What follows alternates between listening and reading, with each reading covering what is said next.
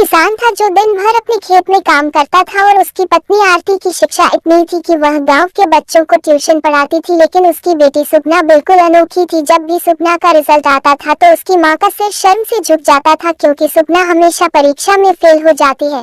गाँव वाले क्या कहेंगे, मैं गाँव के सभी बच्चों को ट्यूशन पढ़ाती हूँ और मेरी बेटी को खुद लगता है कि तुमने हर बेटी की तरह मेरा नाम खराब कर दिया है। सुपना भी अपने पिता की लाडली थी। तुम उसे क्यों डांट रहे हो? मार्क्स देखो 2 3 4 है, वहाँ निशान। वे गाँव वाले कहते हैं कि वह मेरी बेटी है और इतने नुकसान के निशान पकड़े हैं। दूसरे क्या कहेंगे आपको मेरी बेटी की नहीं बल्कि गांव वालों की चिंता है। वह किसी और काम में अच्छी है। क्या आप ऐसा नहीं सोचते हैं? हाँ, क्या आपको लगता है कि मैं उसका दुश्मन हूँ और वह आपको एक दिन औरतों जैसा बना देगी? क्या ऐसा नहीं है कि मैं ऐसा करूँगी? जरूर करें, क्यों नहीं। बस इसी दिन से बारों ने सोचना शुरू कर दिया कि सुपना किस चीज में अच्छी होगी। सुपना गाना गाए, ट्विंकल ट्विंकल। ठीक है, वहां देखा कि सुपना को पेंटिंग करना भी नहीं आता था, न ही सुपना को डांस करना आता था। वह खाना बनाना जानती थी।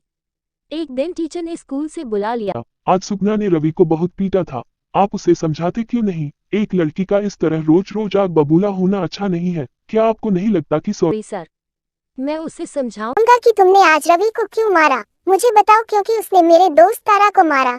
तुम हर दिन बिना किसी कारण के झगड़ती क्यों हो? और क्या तुम्हें डर नहीं लगता कि कोई तुम्हें भी मारेगा? चलो, कोई मुझे भी मारने की कोशिश करेगा, मैं करूंगा उसका चेहरा तोड़ दो। ठीक है, और क्या आप जानते हैं पिताजी, स्कूल में हर कोई कहता है कि मैं सबसे शक्तिशाली हूँ। तभी भैरव के दिमाग में कुछ बात घर कर गई। उन्होंने सुपना को कुश्ती कक्षाओं में देखा। सुपना लोगों को लड़ते हुए देखकर बहुत खुश थी। क्या आप खेल सीखना चाहते हैं? हाँ पिताजी, मुझे लगता है कि यह एक ऐसा खेल है जिसे मैं खेलना पसंद करूंगा।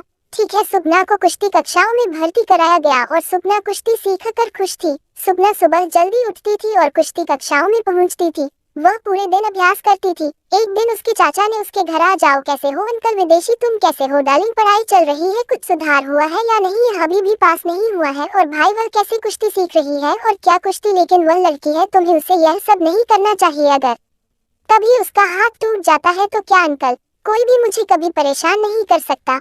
अरे बेहतर होगा, कम से कम आप यह समझने की कोशिश करें कि कुश्ती लड़कियों के लिए अच्छी नहीं है। कृपया मुझे गलत मत समझिए भाई, अब अगर उसे यह पसंद है तो वह ऐसा करेगी। भैरव ने ऐसा नहीं किया। अपने बड़े भाई की बात सुनो। और अगले कुछ वर्षों तक सुपना ने कुश्ती सीखना जारी रखा। आज उसका राज्य स्तरीय मैच था। सुपना ने अपने प्रतिद्वंद्वी को हरा दिया।